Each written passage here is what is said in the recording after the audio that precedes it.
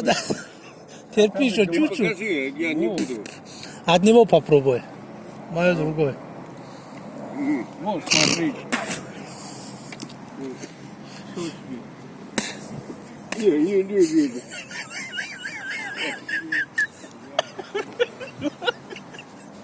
Ну что, туда тебе надо идти.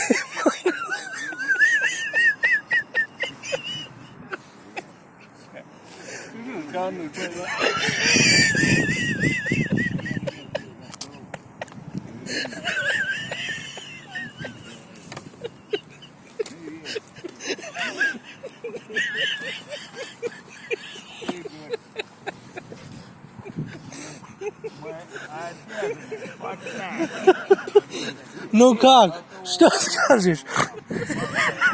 Видишь, это только настоящие мужики можно. Это не водка вам, что по 3 бутылки выпили и ходили домой.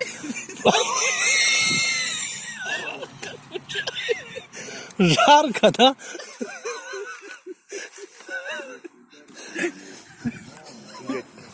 Второй раз ты мне черным угостил. Потому что ты мой друг.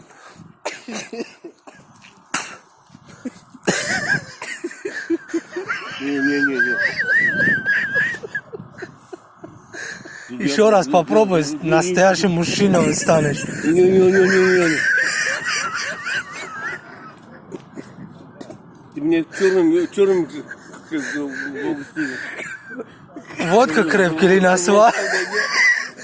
Крепко держи, а то упадешь.